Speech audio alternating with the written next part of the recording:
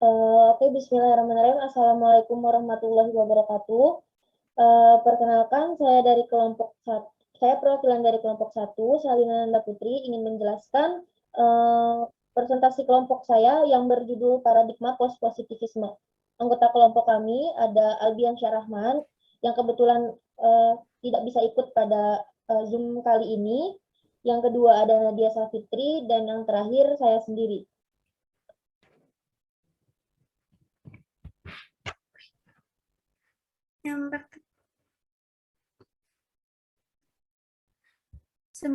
Sebelum kita masuk ke dalam materi, kita akan membahas tentang paradigma. Paradigma adalah suatu cara pandang seseorang secara individu terhadap dirinya sendiri dan lingkungannya, di mana hal tersebut akan mempengaruhi cara berpikir kita atau bisa disebut dengan kognitif, yang kedua bersikap atau afektif, dan yang ketiga bertingkah laku atau konatif. Pendapat lain juga menyebutkan bahwa pengertian paradigma adalah suatu perangkat keyakinan, asumsi, ide, teori, konsep, nilai, dan praktik yang diterapkan dalam memandang realitas pada suatu komunitas yang sama, dan khususnya dalam disiplin pada ilmu. Dari penjelasan tersebut, maka dapat disimpulkan bahwa istilah paradigma itu umumnya merujuk pada pola berpikir kita ataupun cara penyelesaian masalah yang dilakukan oleh manusia. Paradigma itu sendiri sangat erat kaitannya dengan ilmu komunikasi. Terdapat 5 paradigma di ilmu komunikasi ini yang bisa kita pelajari. Di antaranya ialah paradigma positivisme, paradigma post-positivisme, paradigma interpretif, paradigma konstruktivisme, dan paradigma kritis. Dan pada kesempatan kali ini, kelompok kami ingin memperdalam lagi terkait paradigma post-positivisme. Setelah positivisme, dan memang amat dekat dengan paradigma positivisme. Post-positivisme ini merupakan suatu aliran yang mengkritisi aliran positivisme. Post-positivisme juga lahir sebagai aliran yang mengisi kelemahan dan kekurangan dari positivisme. Dalam kasus ini, post-positivisme menentang positivisme, karena tidak mungkin kita menyamaratakan ilmu-ilmu tentang manusia dengan ilmu alam. Manusia juga dianggap makhluk yang tidak bisa diprediksi dengan satu penjelasan, pasti atau mutlak, sebab manusia berada pada kondisi yang selalu berubah.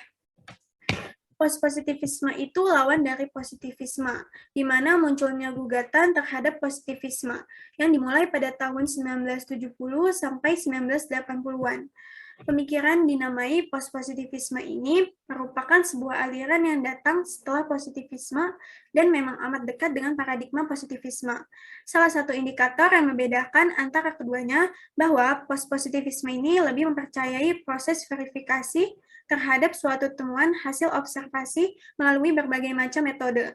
Salah satu pendiri post-positivisme adalah Karl Popper pada tanggal 28 Juli 1902. Post-positivisme ini menurut secara ontologis adalah aliran yang bersifat kritikal, realism, dan menganggap bahwa realitas memang ada dan sesuai dengan kenyataan dan hukum alam, tapi mustahil realitas tersebut dapat dilihat secara benar oleh peneliti. Untuk secara epistemologis, modified, dualis, atau objektivis, hubungan peneliti dengan realitas yang diteliti tidak bisa dipisahkan, tapi harus interaktif dengan subjektivitas, semisal mungkin.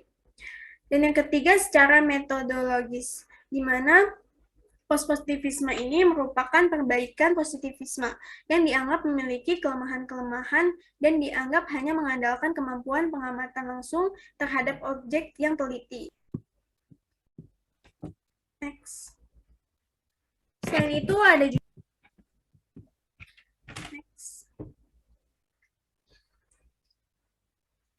terdapat beberapa asumsi dasar terkait post-positivisme. Itu yang pertama, fakta tidak bebas dalam nilai, melainkan bermuatan teori. Yang kedua, validitas teori, tidak satupun teori yang dapat sepenuhnya dijelaskan dengan bukti-bukti empiris. Sabrina, slide-nya nggak keganti.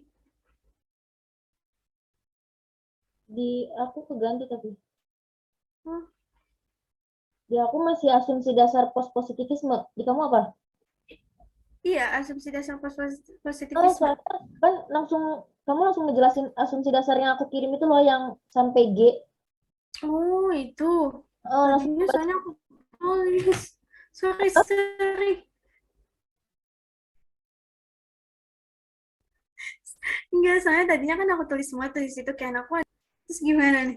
Lanjutin aja langsung. Oh, lanjutin aja ntar aku cut nggak apa-apa. Ada juga asumsi dasar post-positivisme. Terdapat beberapa asumsi dasar terkait post-positivisme, yaitu yang pertama ada fakta tidak bebas nilai, melainkan bermuatan teori. Yang kedua, validitas teori, tidak satupun teori yang dapat sepenuhnya dijelaskan dengan bukti-bukti yang empiris, di mana bukti empiris ini memiliki kemungkinan untuk menunjukkan suatu fakta yang anomali. Yang ketiga, fakta tidak bebas, melainkan penuh dengan nilai. Yang keempat, interaksi antara subjek dan objek penelitian, di mana hasil penelitian itu bukanlah reputase objektif, melainkan hanya hasil interaksi manusia dan semesta yang penuh dengan persoalan dan senantiasa berubah. Yang keempat, asumsi dasar post-positivisme tentang realitas adalah jamak individual. Yang kelima, hal itu berarti bahwa realitas atau suatu perilaku manusia tidak tunggal, melainkan hanya bisa menjelaskan dirinya sendiri menurut unit tindakan yang bersangkutan. Dan yang terakhir, fokus kajian post-positivis adalah suatu tindakan-tindakan atau action manusia sebagai ekspresi dari sebuah keputusan. Selanjutnya, saya serahkan kepada Sabrina Nanda Putri.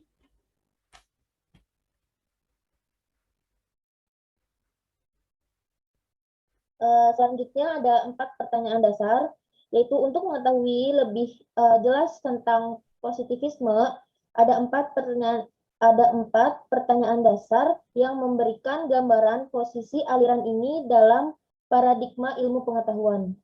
Yang pertama, bagaimana sebenarnya posisi positivisme di antara paradigma ilmu yang lain? Apakah ini merupakan bentuk lain dari positivisme yang posisinya lebih lemah, atau karena aliran ini datang setelah positivisme sehingga dinamakan post-positivisme?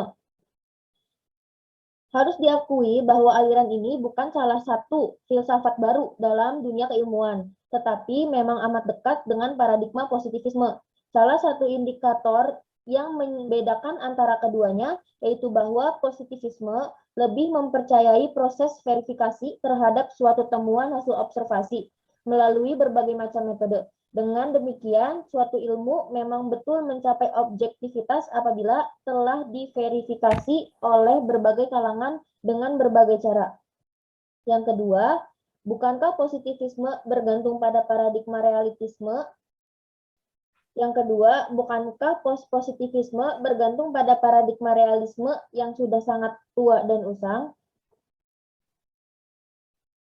Dugaan ini tidak seluruhnya benar. Paradigma awal aliran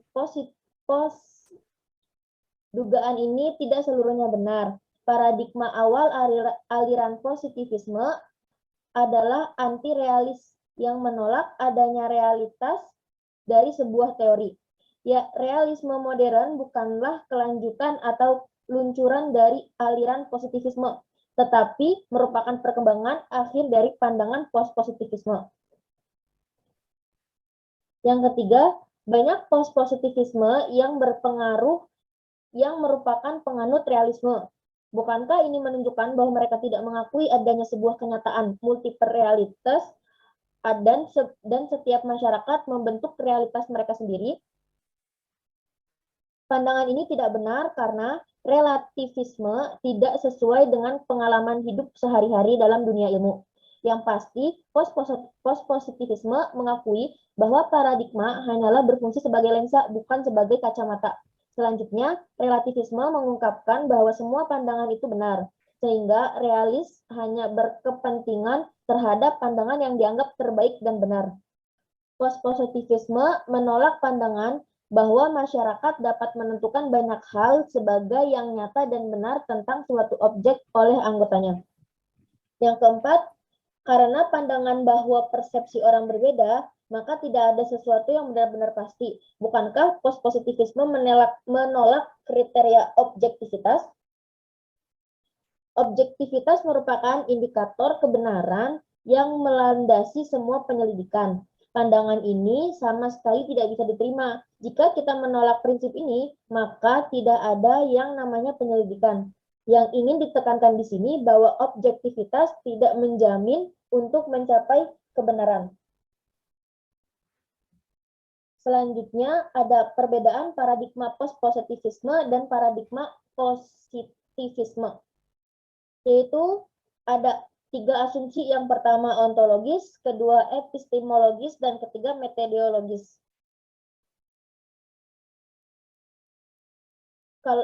Jika dilihat dari asumsi ontologis, pospositivisme ini bersifat realis kritis. Artinya, realitas itu memang ada, tetapi tidak akan pernah dapat dipahami sepenuhnya. Sedangkan dari positivisme bersifat nyata, maksudnya itu realita itu mempunyai keberadaan sendiri dan diatur oleh hukum-hukum alam dan mekanisme yang bersifat tetap. Asumsi kedua, epistemologis, dari perbedaan post-positivisme sifatnya objektivis modifikasi, yang artinya tetap merupakan, namun objektivitas hanya dapat diperkirakan dengan penekanan khusus pada penjaga eksternal, seperti tradisi dan komunikasi yang kritis. Sedangkan positivisme bersifat dualis atau objektif, yang artinya bagi peneliti untuk mengambil jarak, sangat mungkin bagi peneliti untuk mengambil jarak dan bersikap tidak melakukan interaksi dengan objek yang diteliti. Nilai faktor bisa dan faktor yang mempengaruhi lainnya secara otomatis tidak mempengaruhi hasil studi. Dan yang terakhir, metodologis dari post-positivisme bersifat eksperimental atau manipulatif yang dimodifikasi. Maksudnya menentukan sifat ganda yang kritis, memperbaiki ketidakseimbangan dengan melakukan penelitian dalam latar alamiah yang lebih banyak menggunakan metode-metode kualitatif, lebih tergantung pada teori Grounder, maksudnya teori Grounder, dan memperlihatkan upaya penemuan dalam proses penelitian. Sedangkan dalam positivisme bersifat manipulatif, yaitu pertanyaan atau hipotesis dinyatakan dalam bentuk proporsi sebelum penelitian dilakukan dan diuji secara empiris dengan kondisi yang terkontrol secara cermat. Yang terakhir ada fenomena diffusisme.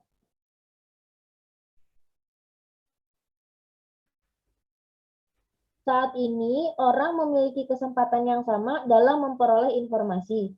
Digital menjadi salah satu faktor yang membuat hal itu terjadi. Segala hal berkaitan informasi tentang apapun dapat diperoleh dengan mudah. Kemudahan tersebut kadang disalahartikan untuk akhirnya banyak terjadi penyebaran berita palsu atau hoax. Berita palsu dan hoax ini menggiring opini yang menyudutkan dan menimbulkan perdebatan. Dalam paradigma post-positivisme, memang bahwasanya berita palsu atau hoax itu sebagai hal yang wajar, karena penerimaan berita palsu atau berita hoax tergantung pada penerimaan setiap orang dalam urusan menyelidiki informasi. Apakah informasi itu benar atau tidak? Sedangkan paradigma positivisme beranggapan bahwa kemudahan mendapatkan informasi saat ini sangat akan berdampak buruk bagi sebagian orang. Positivisme lebih menekankan pada aksi yang berkaitan tentang pembatasan berita palsu atau hoax. Hal ini dilakukan agar tiap orang tidak terdampak negatif atas informasi yang belum diketahui kebenarannya. Itulah perbedaan dari fenomena yang dipandang dari sudut paradigma post-positivisme dan positivisme. Yang terakhir ada kesimpulan. Post-positivisme merupakan sebuah aliran yang datang setelah positivisme dan memang amat dekat dengan positivisme. Meski terkesan datangnya post-positivisme untuk mengisi kekurangan positivisme, tetapi dalam hal memandang realitas keduanya memiliki pandangan yang sama. Sekian presentasi dari kelompok kami. Kurang lebihnya kami mohon maaf yang sebesar-besarnya. Assalamualaikum warahmatullahi wabarakatuh.